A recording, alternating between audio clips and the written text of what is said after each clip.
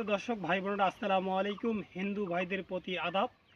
আমি যে আপনাদের মাঝে যে আরেকটি ভিডিও দিয়েছিলাম শশা নিয়ে, যখন আমরা শশাকে খেতে চাষ করি বা লাগাই, আমি আপনাদের কাছে একটা যে ভিডিও দিয়েছিলাম, সেই ভিডিওর প্রেক্ষিতে আজকে আপনাদেরকে আমি আরেকটি ভিডিও নিয়ে আসতেছি আপনাদের মাঝে।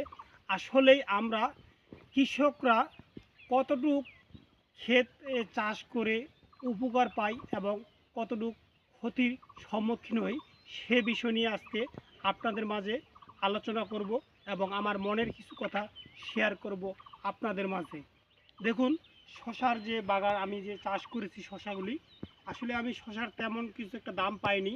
আসলে আমার দেখেন শশা গাছগুলি কিন্তু মোটামুটি আমার ফল দিয়েছিল। এবার মনে করেন যে আপনার শশা যে চাষ করছিলাম, সেই চাষের ক্ষেত্রে দেখেন চাষ কিন্তু আমার আলহামদুলিল্লাহ মোটামুটি ভালো হয়েছে চাষগুলি। তো বাম্পার ফলনও দিছিল, ক্যামেরার সামনে বাম্পার ফলনও দিছিল। তে আমি কিন্তু তেমন একটা দাম পাইনি, বাজারে তেমন একটা দাম পাইনি। মাঝখানটায় কিছু কারণবশত, আমার ট্রিটমেন্টের কারণবশত আমার শশাগুলি ফলন তেমন একটাই হয় নাই।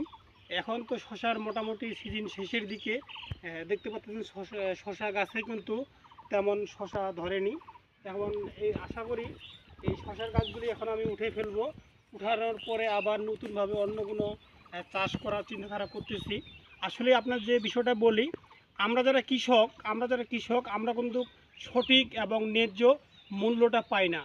এখানে মাঝখানতে একজন মধ্য মধ্য মানে যাকে বলি আমরা থার্ড পার্টি কিন্তু আমাদের যে ঘামের পরিশ্রমের যে ইনকামটুকু, আমরা যেটা লাভবান হব, যে ক্ষেত্রে যেভাবে লাভবানটি হব, আসলে আমরা বাজারে নিয়ে যাই। বাজারে নিয়ে যাওয়ার পর দেখেন যে দাম হচ্ছে আপনার 30 টাকা কেজি বা 20 টাকা কেজি আমাদের কাছে নিচ্ছে।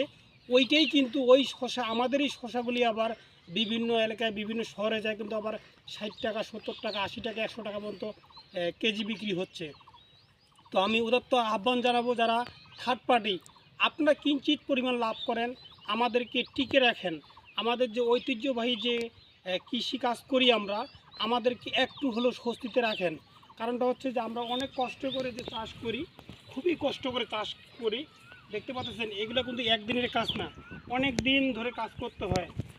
শশা গাছ লাগাইতে হয়, মাটিটাকে শোধন করতে হয়, গাছের চারা লাগাইতে হয়, আবার জাঙ্গি দিতে হয়, আবার অনেক কিছু ট্রিটমেন্ট নিতে হয়। দেখতেছেন গাছগুলি কিন্তু আসলে আমার আবহাওয়া তো গাছের ফলন শেষ। এই জন্য মোটামুটি ধরেন যে আপনাদেরকে আমি আমার কিছু জীবনের গল্প শেয়ার করলাম, বা আমার চাষ যেভাবে করি আপনাদের মাঝে শেয়ার করলাম।